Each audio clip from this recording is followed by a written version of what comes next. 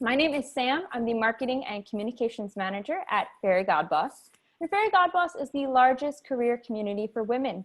Our mission is to improve the workplace for women by increasing transparency. We offer a ton of great free resources like anonymous company reviews, job listings, articles, virtual recruiting events, and so much more to help you succeed throughout your career. Before we get started, we will be taking questions at the end of today's webinar. You'll find the Q&A button at the bottom of your screen, and I'll remind you later how to do this. You can leave questions as yourself or anonymously, so don't be afraid to ask whatever comes to mind. We're also recording today's webinar, and we'll be sending it out in a follow-up email later today, along with some more information about WWE, so you can rewatch this back and kind of go wherever you want to go after this. Here with me today are Brad and Trupti. Brad is the Vice President of Global Corporate Talent Acquisition and Diversity and Inclusion for WWE, and Trupti is a Senior Recruiter for WWE. So today we're here to talk about everything that has to do with the interview process because we want to help you land your dream job. And that process typically starts off with a resume. So I think that's probably the best place to start. I want to begin very high level for our attendees to help kind of frame this conversation. So what, in your words or in your mind, is the goal or impact of a resume? Brad, I'll come to you first here. Perfect. Well, Sam, thanks for having me, for having all of us, and for everybody attending, thanks for taking the time out with us. The resume itself is really your first way to get your foot in the door and make your presence known in an opportunity for any company. You know, I think you'll hear from us today, and if you were to do 100 additional sessions like this with different recruiters, you're gonna have a lot of personal opinions, a lot of subjectivity on length and font and format and style and content. And I wish I could tell all of your participants that there's a perfect science to this and that there's one way to do it that goes over as perfectly as possible. And that's just unfortunately not the reality. So hopefully we can give you some insights on the things that do work well and are fairly consistent throughout the process. But it's really an opportunity for you to show a little bit about your personal style and dynamic. You know, I am a bit of a gregarious person. I'm a very social extrovert. And my resume is not necessarily over the top, but it does reflect a little bit more of my personality. It is a little bit more modern stylistically, and something that I want to reflect who I am, while the content, of course, is very focused on the things that I have achieved and the opportunities that I've been given throughout my career, and very factually based in that way. But I think it's an interesting way to try to blend a little bit of you as an insight personally with the depth around how you've been successful throughout your career. Trupti? Yeah, thank you, Sam, by the way. I'm happy to be here. Hello, everyone. Again, you know, as Brad was saying, there's no exact science to this. It can be a bit of a subjective, personal approach to how you're doing your resume, and certainly also from a standpoint of the type of role that you're approaching. Some creative environments might be a bit different as far as how you're formatting it, what information you're including, versus maybe more of a higher level leadership role, which really does need to hit certain skill sets, soft skills, all of those items. And those are the things that are going to be highlighted. So again, as you know, Brad briefly mentioned too, it's our opportunity to get to know you a little bit better and get some insight into what's driving you in your career. And you know, not just professionally, but from a personal standpoint, who you are. Awesome. I think the theme of today's conversation is essentially one size does not fit all with a resume. It's a very personal document, and so is the entire interview process, which makes sense because applicants are certainly not all the same.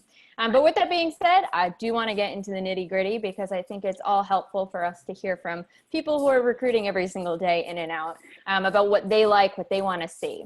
So sticking on the topic of resumes, do recruiters prefer functional or chronological resume formats? Trupti, I'll come to you first with this one. Yes, I think this is a really interesting question because I do get a mix of both types of resumes. And I think for a certain function or type of role, I don't mind having that descriptive piece, a very brief part that is more of that functional item. And then really, I'm always going to want to see chronological work history. It allows me to understand tenure, how you've progressed from a career standpoint. Are the roles advancing in responsibility compared to the role you've applied to? So to answer your question, Sam, there's a purpose for both, and certainly I'm open-minded to it, but I'm always going to want to see the chronological piece. Perfect. When in doubt, stick to chronological. And now, Brad, another question. What about dates? Should candidates include dates? Should they not include dates? How specific should they look? Anything of that sort? I would absolutely recommend including dates. That tells the recruiter, there's a lot of industry research out there that you see a recruiter on average spends around 8 seconds reading a resume. Honestly, a lot of times I think that's even high, depending on the volume and activity levels. And it sucks because you spend so much time and effort pouring into your resume. And we just take a very quick snapshot and make a lot of assumptions. But unfortunately, that's the way this does work.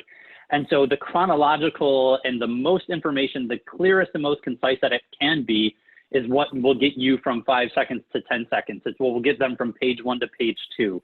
It will make them want to go deeper to understand, because unfortunately, some easy things that are things that often check you off the list can often make you pass by pretty quickly. So to more specific on your question on dates, I do think the more direct that you can be, just provides a level of transparency that I think is important during the interview and recruiting process. A recruiter is going to ask anyways, and it does help us understand, are you job hopping, which in some cases isn't the worst thing in the world, and we can talk about that if that's a question that comes up.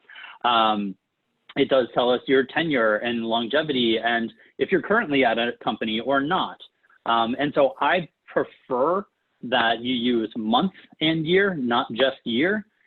Year itself can be incredibly wide spanning. If you're there from 2019 through 2020, well, was that January 2019, or did you start in December and leave in January of 2020, right? That tells a lot.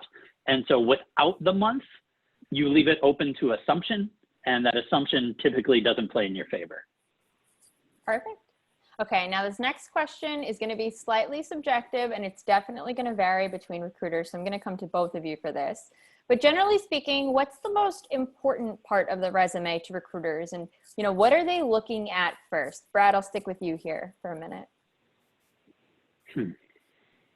Very good question. For me, I need hard facts in your resume of what you've achieved. If it is participated in or sort of the generic responsibilities, I feel like I'm reading your job description for the role that you were in, not the things that you did to advance that company. I want to know that you improved X by Y amount of date, or saved the company X amount of money, or achieved this project, and here's how it's impacting the business today. Because those are the stories that I want to hear more about when we get on a conversation. So it's the facts around what you've actually contributed hook me. And that makes me want to go deeper. Again, flip to that second page, give you a call and say, tell me more about what you did in this scenario, because then I can make it very relatable and applicable to the job that I'm hiring you for. So the more you can be very specific around things that you have achieved, that makes me want to learn more about you. Yeah, you seem like a big advocate for the CAR method, the challenge, action, result, kind of listed right away in the resume. Love that. Awesome. And Trupti, same question to you. So, what's the most important part of the resume, and what are you looking at first? Sure. So of course I want to see some relatable experience to the role that they've applied to. That's going to be my focus. That is this in alignment to the actual position that we're looking to fill. And to Brad's point, and we're in alignment here, I think one of the things that candidates may not always put on their resume is those accomplishments. So the accomplishments in my view of a resume, and what kind of, as Brad put it, hooks me, is how is that accomplishment, not only from a bottom line impact side, but then what skill set is it demonstrating, and is that skill set associated to the role? So, if that's possible and you have that element in your responsibilities, put the achievements down, because it's certainly going to, gauge more interest in someone's background. Awesome. Next question. Is there anything that would catch a recruiter's eye on a resume? And that could be negative or positive. Troop D, I'll stick with you here. Sure, and Brad touched on this a little bit. You know, the gaps sometimes on a resume, and then the short tenures. It's not necessarily that it's not going to be a candidate that I'm excluding, but it certainly is going to be part of the conversation, and I'm going to make that a little bit more of a probing piece of our conversation to better understand the decision making. So I think that's certainly something that jumps out at me pretty quickly when I'm scanning candidates and their resumes. And then I think the other element of it is, you know, just from a must-have side, you know, a job description that we get and the role we're looking to fill, I'm pretty quickly looking at those must-haves because, you know, those are going to be that foundation of where I'm going to take the conversation next and if this is a viable candidate. Yeah. Brad, same question to you. Anything that catches your eye on a resume that's different from Troop D's, and it could be good or bad? Yeah, I'll stick on the things to avoid type of theme here, and I'll take, because I could echo everything Troop D said, I'll go a little different here around the formatting itself.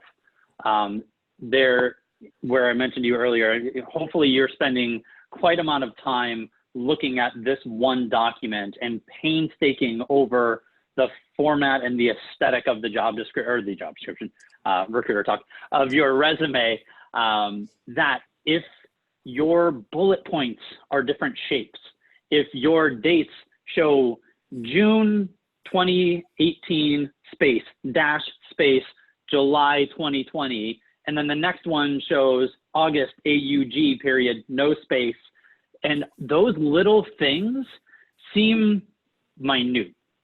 But when a recruiter only has, on average, 8 seconds to make some assumptions, that right there, for better or for worse, tells us something about your attention to detail, about the professionalism and maybe in the way in which you communicate or that you document or that you write.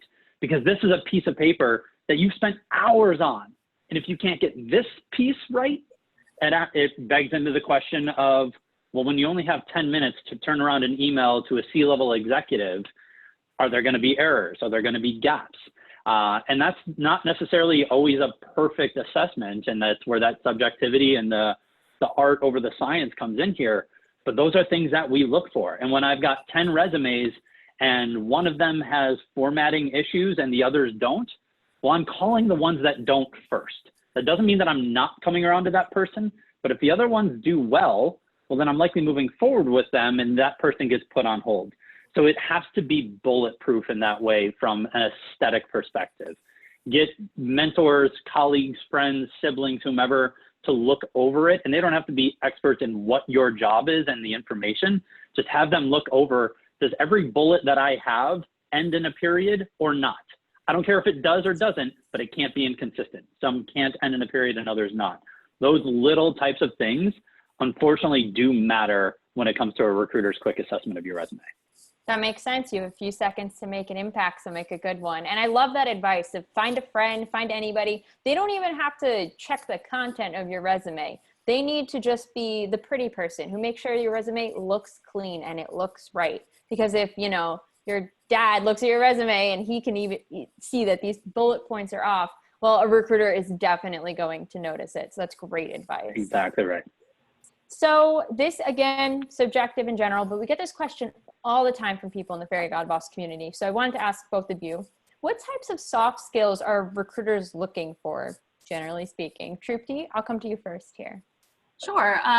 This is interesting because it's going to, of course, overall from the nature of the position. Is it more of a, mid-level, senior level role? There's certain pieces that have to be there, right? But I think from a baseline, soft skills, work ethic, teamwork.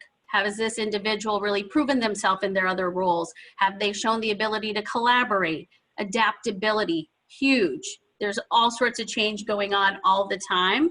And is this person able to assimilate to that and stay focused and get their role done, right? I think the other piece is just having a self-awareness based on something simple as reading the room, right? And who they're speaking to at any level in the organization.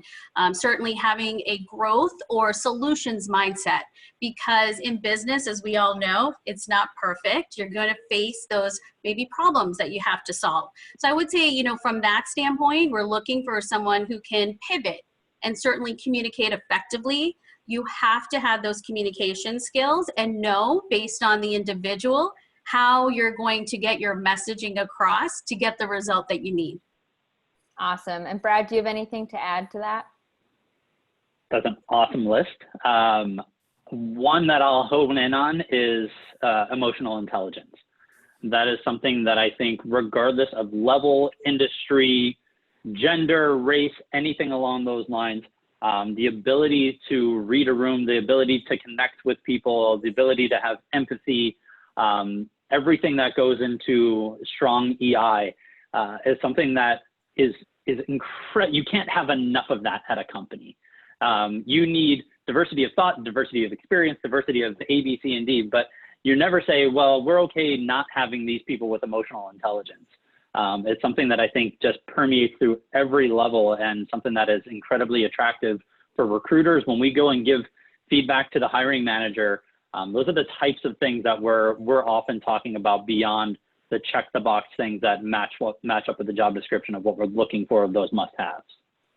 I'm so glad you said that, because emotional intelligence is kind of hard to figure out on a resume, but you really get a sense of it in the interview process, which is the next section I want to discuss. Just a quick pause here for everyone who is in the chat and the Q&A. I see all your questions. They're amazing. And we're going to get to as many as possible at the end. If you've left a question in the chat, I'd encourage you to move it to the Q&A. That way I can make sure we get to it. Thanks so much. So getting on to the interview process, they can be extremely nerve-wracking. And now that we're all working in this virtual world, that can make the process even more difficult. I'm not even going to get into the technical difficulties that can come with it. But what do you recommend that all candidates do to help them prepare for like a virtual interview? And what should they look to get out of the interview process? Brad, I will start with you here. I think the world has transitioned so much to where this is the new norm. And I spoke with a candidate just earlier, is either this week or last, I don't know, days blend. I don't even, what month is it? I have no clue. And that said, to the next normal, which was just the most brilliant way of thinking about how this world is progressing. And I think we're in this new normal, and even the next one, I don't really anticipate a ton of face-to-face interviews as a massive return to normalcy like it was in years past. So you can Google actually some really great checklists of things that you must do and must be thoughtful of. My biggest advice is to take it just as seriously as any face-to-face in-person interview. There's a lot of easy tactical things to think of looking in the camera like I'm doing right now, having it at eye level to really feel like you're connecting with the person that you're talking to, being cognizant of what's around you. It's not just by pure happenstance that there's a WWE belt facing the camera so perfectly right there, hashtag branding. It's not by happenstance that I'm wearing AirPods because my son is in the room right above me and about to take a nap, and he might lose his mind when he starts going down to sleep. He's 2 years old, and it could get really loud. So all these little things that help minimize distractions and help show the best representation of you, dressing the part. I do think, when our interviews, we are a little bit more of a formal type of company when it comes to our corporate structure. So most people are in a suit and tie on a daily basis, but it's become more casual just in the way that the world is. But doing a little bit of that homework, talking to the recruiter if you're about to have a veterinary interview, and asking what is the appropriate attire for this. Because frankly, right now, I'm not expecting a candidate to wear, and a male, a suit and tie. That's not the expectation at this point. But I do think it's okay to ask that as this new virtual world continues. So minimizing distractions and trying to maximize the connection that you have, and testing technology or any of those types of things that will just make sure that you have the most successful interview possible, and that nothing gets in the way of you just presenting your best self. Awesome. And Brad, we're going to stick with you here just for one moment, because I know how passionate you are about this. But what is the one thing, if a candidate reads nothing else, what is the one thing they should read before they go for their job interview? Not being the job description, aside from that? It is the job description. Because if you haven't read the job description, you might as well not show up. Yes. Frankly, if you haven't curtailed your resume to the job description, you've already missed out on a huge opportunity.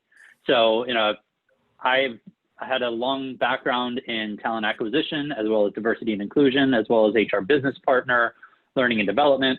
If I was applying for 4 different jobs in each of those areas, I would have 4 different resumes that speak to those skill sets and that echo the key points on the job description for that company and for what they're looking for. So I think the one document is certainly the job description. And then there's a ton of other things that you should be doing out there to do your homework on the company.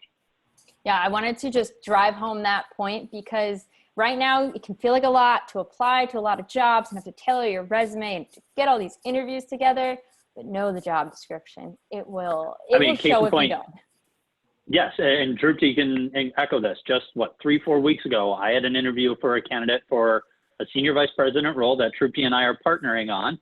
And a gentleman that I talked to, one of the first things he said is, honestly, I haven't read the job description in about a month or so. Can you refresh me on some of the key responsibilities of the job? And right then and there, he was already near the bottom of the list for me. We had a fine interview the rest of the way through, but 1, don't tell me that. 2, if you are truly interested in this job, do a little bit of homework to understand. You should articulate to me what this role is like and what interests you in it because of that. I shouldn't have to tell you the ins and outs of what the responsibilities are. That's publicly available for you. Perfect. All right, Trupti, next question is for you. So why are the questions that a candidate asks during an interview so important to you when you're looking to hire someone? Yeah, this is a great question.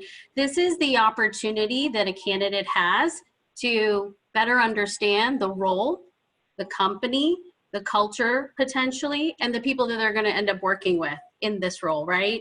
So I think the value in this is also that at any point in the process, whether it's the first step in the recruiter that you're speaking with, potentially next you could be speaking to an HR business partner. Each step along the way, you are obtaining knowledge, and that knowledge is very useful as you continue to have those conversations. It's your opportunity for everyone that you're speaking with to get to know you better. I think, and Brad, you and I were talking about this yesterday a little bit. It's not that one conversation alone is the deciding factor, right? Yes, ultimately the hiring manager is going to decide. It's their team member that they're putting on their team. So, however, what I've seen already in my short time with WWE is we collaborate. We want to understand other people's points of view. What stood out to you? Where do you think there might be areas of opportunity for a candidate? So it's important that a candidate represents themselves fully as they move through the process. Questions, for example, such as, how does this role make an impact on your team to the bottom line? Those are great questions that help someone understand your seriousness about the position and that you're driving to excel and be of value to the organization. And I think overall, the questions that you come up with, obviously if someone's sharing something with you, you have to be aware and not ask the question they already answered. That is happened, and certainly it makes me question, like, what are they listening to, right? But I think this is a candidate's opportunity to really better understand if this is the right fit for them. It's a great point. It's a two-way street with your questions. You're showing that you know the company and you have intelligent things to ask, but you're also getting information that's going to help you decide if it's a right fit for you. So at the end of the day, don't be afraid to ask questions, but just make sure you're thinking about them before you just start talking. Right. So that brings me to a really interesting question I like to ask recruiters. What's one question that you actually want candidates to ask you every time you interview them? Trupti, I'll stick with you for just a moment here. So this is a little bit subjective for me because based on the role, it can, determine what I want to hear from that person. However, I think one of the questions that I don't hear often enough is, what is the team structure? Where does this role fit in to not only this business group, but then the organization? And that helps me better assess if this person's taken the time to really understand what they want in their next role too, and the responsibilities they're going to have. Are they coming from an environment where there might be a bigger team and now this is a smaller team, or vice versa?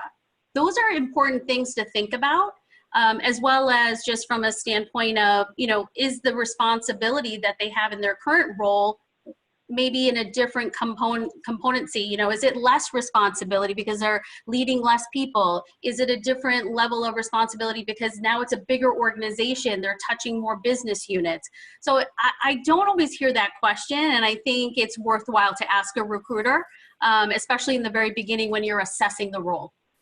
Great advice. Brad, same question to you. What's one question that you want candidates to ask you in an interview? Yeah, this one is actually interesting because I press on my team when filling roles that report into me. So I started in September of last year. Troopy, we hired in January. And one of the recruiters on my team was responsible for filling the peer role with senior recruiter. And one question that I always go back and ask is, what did they ask about me? I actually want, so whether I'm the hiring manager or I'm the recruiter in this scenario, I want candidates to ask about the person that they're going to report into. How has that person developed you, collaborated with you? How do they hold you accountable? What is their leadership style? What is their reputation across the organization? How are they collaborated on things beyond their functional responsibility? There's a million things that you can ask. But at the end of the day, this is going to be your boss. You're going to spend at minimum 40 hours a week with that person. And the values of things that are important to you personally and the reasons that you're making a decision to join a company professionally, this person is going to have the biggest influence of any other individual in this company on an exponential basis. So you might join the most world-class company in the world that has the best, wins Glassdoor and Forbes and LinkedIn ratings all over the place. But that doesn't mean that every single leader in that company exemplifies all those wonderful world-class attributes. And on the opposite side, you could join a company that's maybe not exactly where it wants to be. It's not the Googles of the world, but you could work for a world-class boss and somebody that's going to help develop and mentor and guide you. And I'm just always baffled by how few questions we get about the person who has the singular most impact on your success at that company. You get a lot more around what is the company culture, which is a great question. The shoulder shrug, don't read anything into that. You get a lot of higher level questions.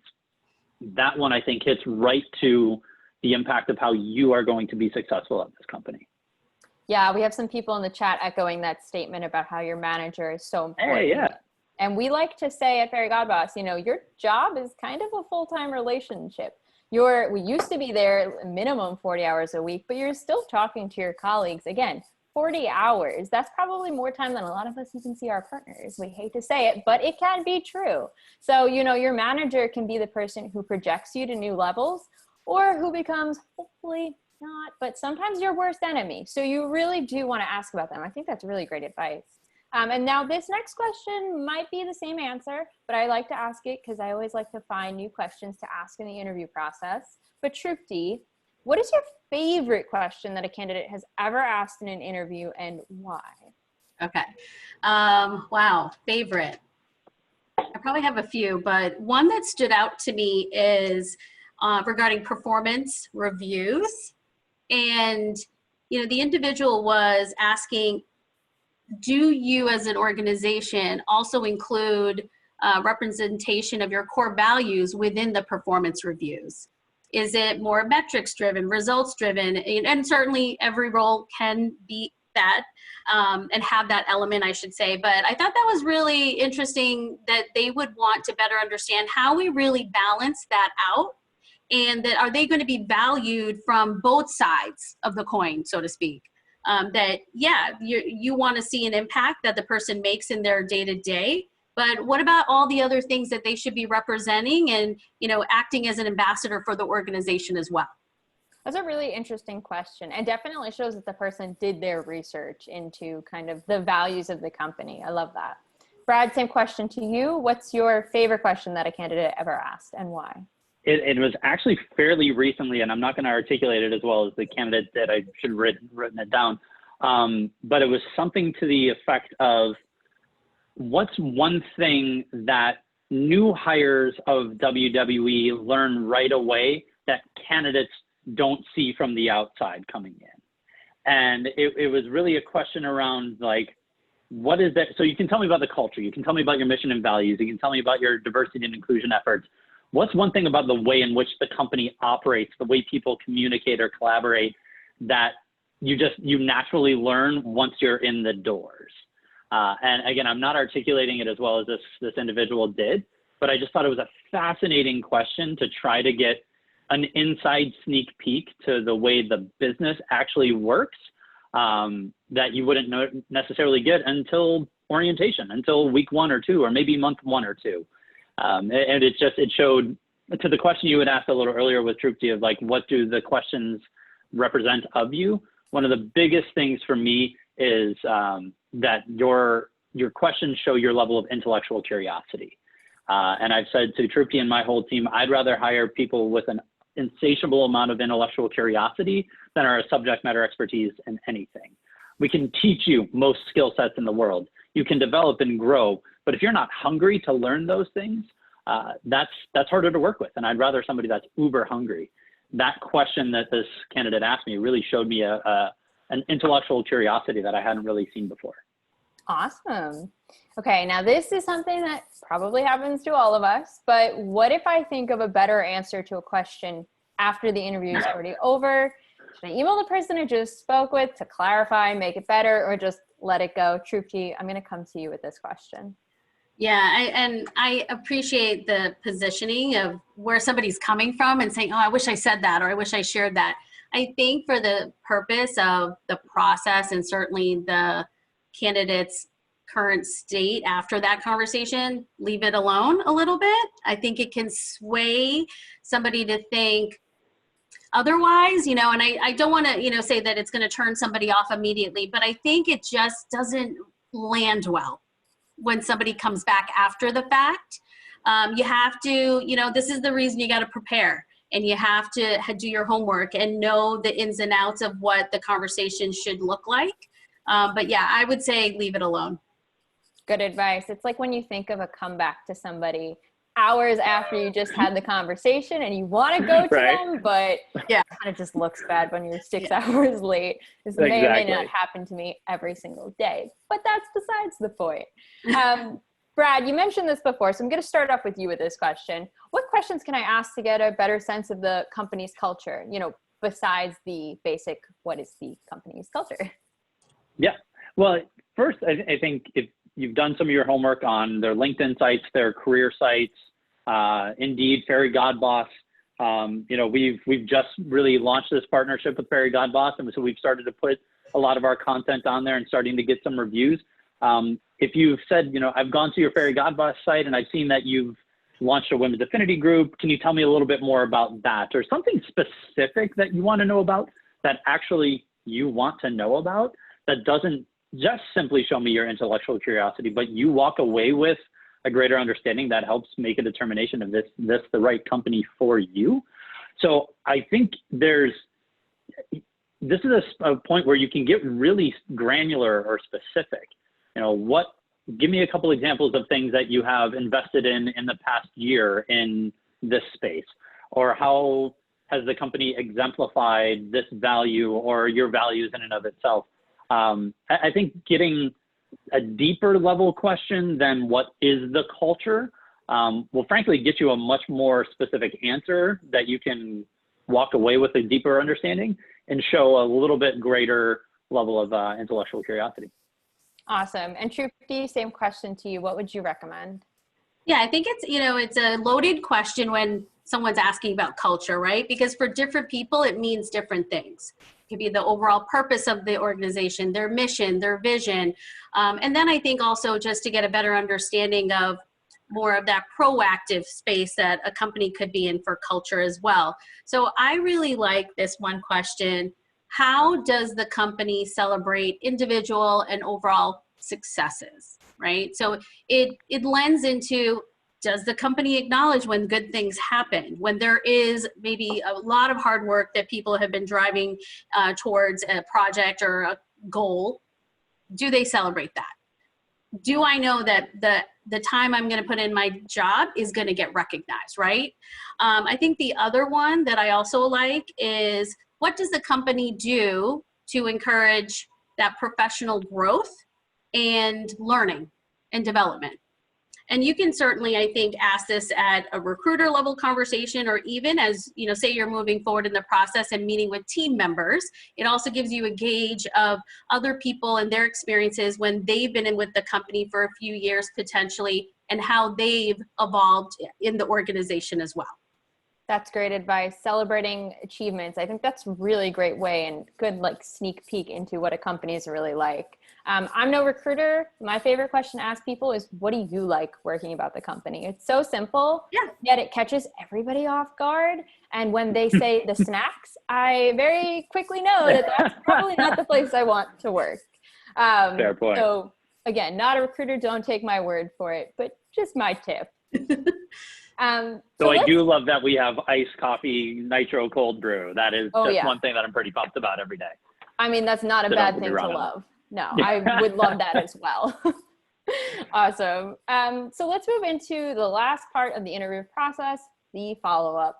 This is such a tricky gray area. There's no like certain rules on what to do and how to do it. So I know this is going to be a lot of subjective answers here, but I still think it's great to hear from both of you on this. So in general, what are some best practices when it comes to following up with an interviewer or a recruiter? Brad, I'll start with you. I think we're at a modern enough age that email is definitely more than sufficient. If you are a pen and paper and want to send a letter, that's fantastic. Though in current world, it's not getting the true PRI because you don't have our personal address. And while candidates are wonderful, I'm not giving out my personal address to all candidates that apply. So that would just go to my office and maybe I'll get it in the next couple months. So highly recommend email at this point. And frankly, I recommend it go forward anyways. Frankly, the nature of how rapid companies are moving and how quickly interview processes can move, an email within 48 hours of your interview, unless it's on Friday and you want to send it Monday, of course, as opposed to a letter that might get there a week later, is really impactful. I think it's something that is concise, that is gracious for the time, specific to the interview, what you liked or what you gained out of that, and reinforces your interest in this opportunity is the types of things that we're looking for. We're not looking for a regurgitation of your resume, of your interview and the discussion that we had, other than maybe one key point. But if you give me a laundry list to read, I'm probably not going to read that. And it's just something that is a nice wrap up to the next potential step that we go to. Awesome. And Brad, you kind of just touched on this, but Trupti, what else should people be including in those follow-up emails besides just the thank you? Is there anything tangible that they should put in there? And I think Brad touched on a little bit, you know, we don't necessarily want all the details of the conversation, but I think it's important that if there's something that stood out to you during those conversations, maybe one key point that came across from either the hiring leader or your recruiter that's crucial to the role and your awareness of the role, then that's something I think is appropriate to reinforce in that communication. Awesome. And so Trupti, I'll stick with you here. These are kind of the nitty-gritty details again. How long should I wait before following up with an interviewer and recruiter, or how long is too long? Yes. Okay. So I have my opinion about this because I've also been a candidate, right? Brad, we've talked about this. You know, I'm in that unique position where, yes, I'm recruiting, I'm helping people to fill these roles, but I've been a candidate myself and I know what I would want to see in that process and communication. So what I would encourage people to do during those conversations with their recruiter is ask them, when is appropriate that I would hear back from you? A good recruiter is going to set those timing expectations before you even get to it. But if they don't, it's perfectly acceptable. And I think, you know, you should also hold that individual to that degree of accountability. You're investing your time in the process. I'd like to better understand when I should hear from you, either yes, we're moving forward, or no, we're not. Perfect. And then Brad, kind of similar, how many times can or should I follow up, and when am I reaching my max limit? I would say if we're going to give a definitive number to it, 2 would make sense. Where then again, to Trupti's point, a good recruiter is going to be honest with you of where you stand in that process. And if they're not, there might be something that you can read into either how you did in that role, and also maybe something that you read into and this how they treat candidates and how they treat employees. So I think it's really, you know, everything that happens is an assessment on both sides of the coin. But I think, you know, a point to echo on what Trupti mentioned there, the recruiting life cycle on opposite ends of the video right now feels very different. To a candidate, a day feels like a week. To recruiters and hiring managers, a week feels like an hour. Right? It feels like we just talked with you because we get done with that and then we go and maybe talk to other candidates, or we go back to our normal business, and days just fly by on this side of the process. And as a candidate, and I've been there, I've worked at multiple companies, I've been a candidate multiple times. It's like the girl, in my case, that you know, when I met my wife, I'm like, oh, I can't wait to hear from her, but do I text yet? Do I not, right? And you can't be too thirsty, you can't be too crazy, but you definitely want to make sure you follow up. You kind of, interviewing is a lot like dating in that way, right? You're trying to put your best foot forward, you're trying to make an impression, you're trying to follow the right steps, and everything's a little subjective and all those types of things. But I think there is a certain point where you realize this just might not be the right opportunity, the right fit.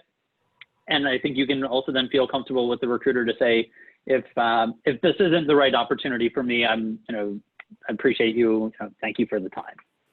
Awesome. I mean, it works with the metaphor of your job is your other partner in life. The interview is definitely dating process. That's a good point. Then when you make an offer, it's like proposing, the whole thing. Yeah, I get There you go. It works perfectly. Right. I love it. Okay, we have so many questions, and we're going to get to them in just a moment, so keep leaving them there. My last question for Brad and Trupti here is, if people can take one thing away from this webinar about the application and interview process to keep in mind, what should that be? Trupti, I will start with you. Sure. That it's going to be a commitment, right? You're looking for your next professional home where you want to lay down some roots and grow. So be willing to commit to that process and be consistent with it. Put in the quality time versus the quantity, right? You want the role that's going to be the next best fit for you, and where you really are excited to go, as opposed to, oh, I'm just getting a new job because I want to get out of this environment. I think it's important that you take those decisions seriously and put in the time with some of the behind the I guess, the best way to say it, behind the scenes work that you're really going to have to put in. You should be doing research on your potential future employers. What things about companies are important to you? What things are working well in your current role, but you'd like to see more of, less of? You have to actually prepare for it like you would do any other life decision. Awesome. And Brad, same question to you.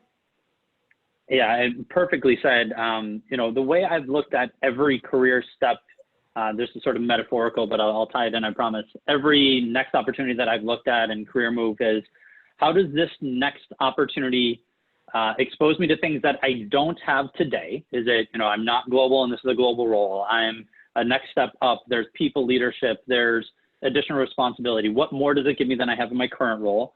And by doing that, how does that help prepare me for the next thing further down the road? And so I think the mindset of applying that to, how do I approach that next job? What companies am I looking at? How do I work my resume? What am I looking for in the interview? I think all of those things sort of permeate off of being true to yourself. This is an opportunity to be very selfish, right? Like, you're making a commitment to a career and an opportunity, and you shouldn't settle on that. let's use that wedding and marriage metaphor. You didn't settle with your spouse, don't settle on your career. I realize we're not always in perfect positions, and particularly in a COVID-based world, this is not utopia where we can just all wait and settle on our dream job.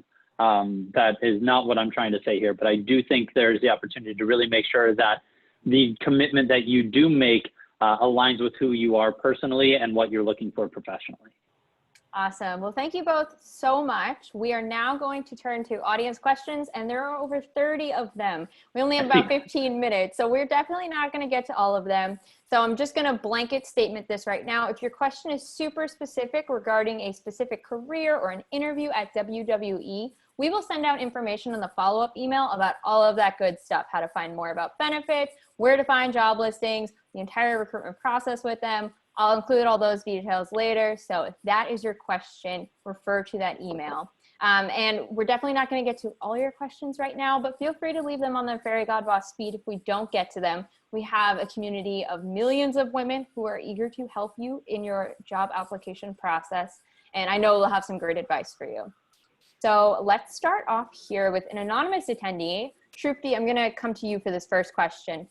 How do you showcase you have the skills for a position that you're new or transitioning into? They said they completed a boot camp, went through interviews, but they're not sure how they can display that experience because they haven't had the chance yet to do it in a real job. What's your advice there? Sure. This is, and this comes up, people have maybe at some point in their career want to make a shift, right? I think what is an opportunity when you're thinking about that and wanting to document it through a resume is to see what skill sets are similar in maybe the positions that you have held in the past and that are translatable into maybe the new role in the new industry, and make sure that, you have the opportunity also within the scope of your resume to show that you have been able to learn new things and how you went about that. Highlighting a little bit of your process during those conversations is key. So those two pieces would be my advice. Really think about the translatable skill sets, give examples of that, and then to really focus on those situations where you had to learn something new and you did.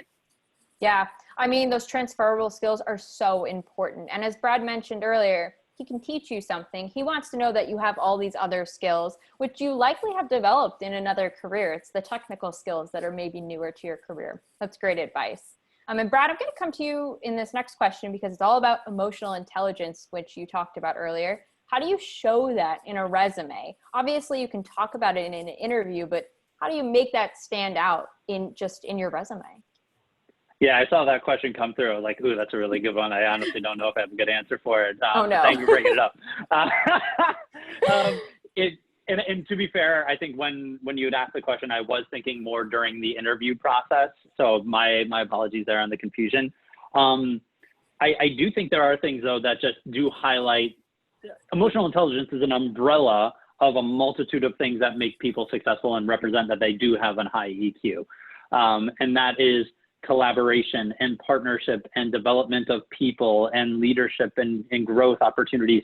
And so, my most recent role prior to here, I worked at Gartner and I had 130 employees across the globe. And something that I had highlighted in my resume when I came here was in the year that I had been making the move, I talked about the amount of people that I had helped take next steps in growth opportunities. I had promoted 42% of my team within a calendar year into next step roles. And that's not trying to pat myself on the back here. What I think in that scenario that it does promote is, from a leadership perspective, understanding the skills and strengths of your people on your team and recognizing that they have the ability to continue to grow within the company and the function itself. And that means that in order to be able to do that, you have to be connected with your people.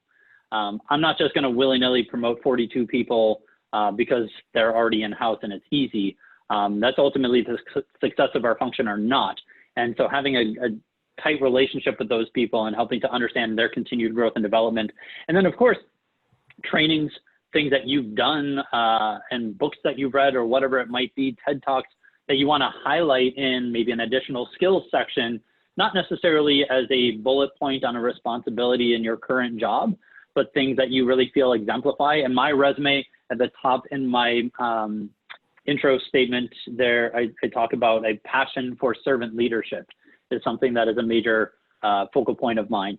And while that, aside from emotional intelligence, very much so does kind of go hand in hand, I'm able to echo that as something that is a major focal point of who I am as a leader.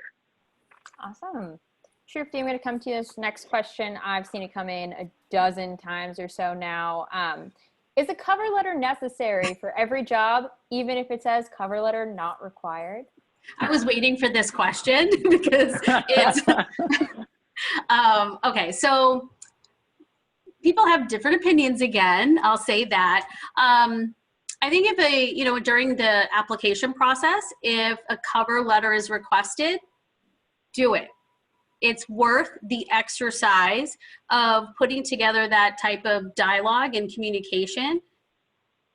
Your opportunity to understand the company, why you feel there's a connection between what you are doing now to what the role is, and being able to highlight those kind of 1, 2, 3 pieces that might stand out to somebody. Because I have to tell you, I do read the cover letters, I mean, quickly, but if somebody submits that, I want to see what they have to say. I want to see what they took the time to write there. And then, to see if that resonates also into some of the resume itself. So I would say if someone is requesting it, do your due diligence, go through the exercise. It's not going to hurt you to go through the experience of putting together a cover letter. Yeah, it's a really great way to shed more light too on what's going on in your resume. Your resume is probably a bunch of lines and locations and dates and numbers, and it gives some context to all of that. It really helps the recruiter step into your mind and your shoes and understand your experience as a candidate. Exactly. Can I add on to this? Yeah, of course, Brad. No, I was going to say, I totally agree with you. And while if you are going to have a cover letter, it is the story behind the facts on your resume. It should not just simply be your bulleted resume in paragraph form. But the thing that I really caution with cover letters is if you're going to do that, that's great, but you're giving another data point to be scrutinized. So that document better be perfect, right? As we just talked about formatting and everything that goes into your resume, you're giving me another sheet of paper to make an assessment on you on. So just something to be very mindful of. That's a good point. Yeah. Okay.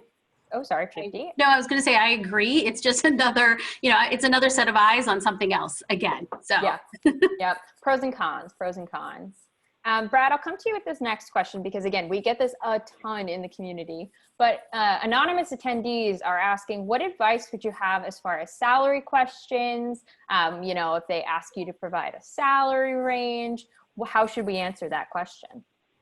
Absolutely. Any recruiter worth their salt is going to ask that question themselves and ask it very early on in the process.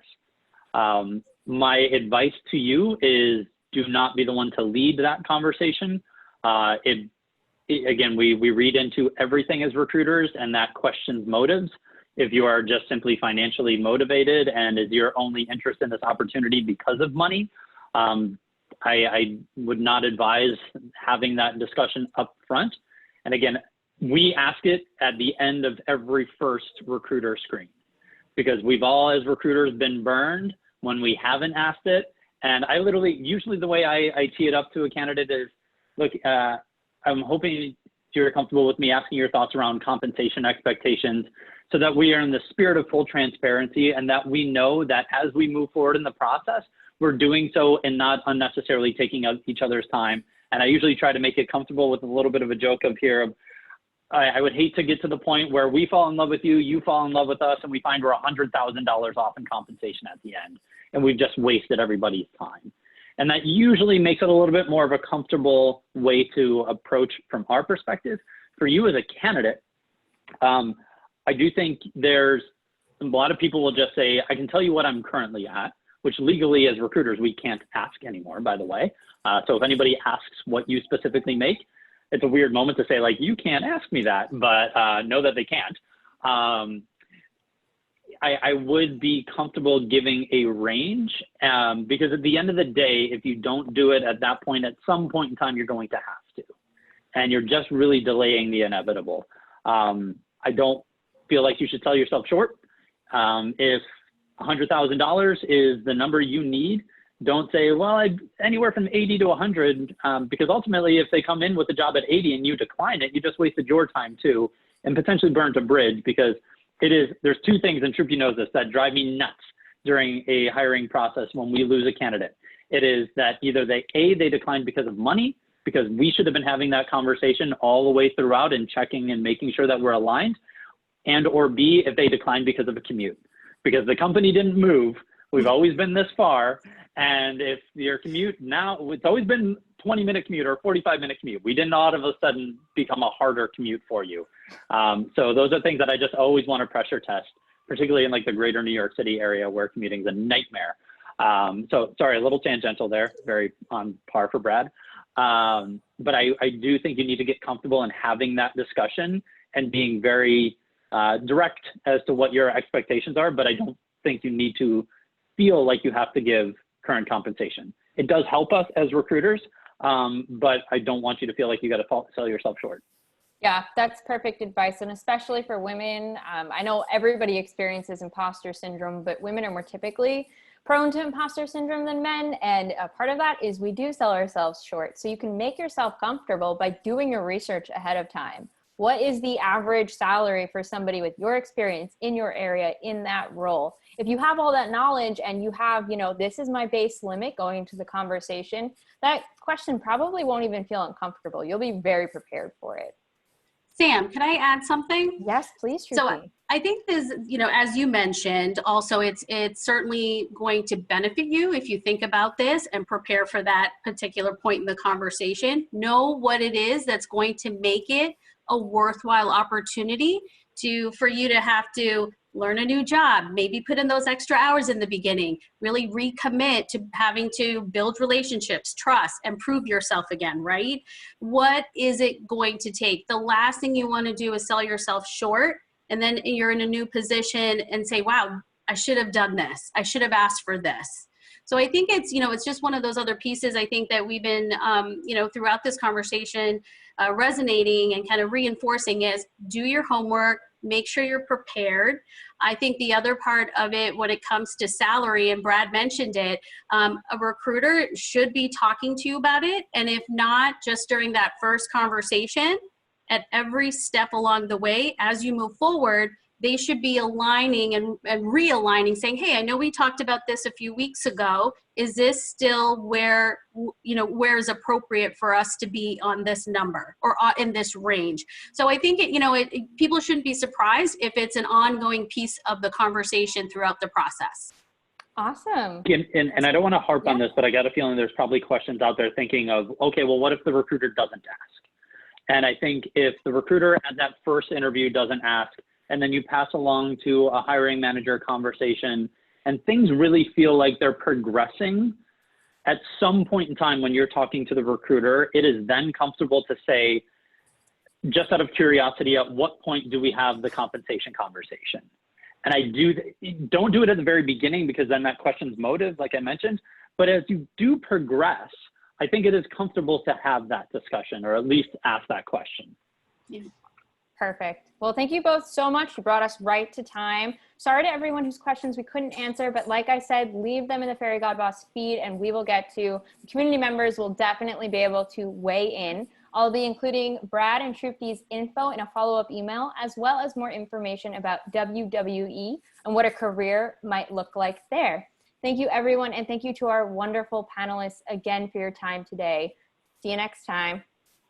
Thank you. Thank you. Bye.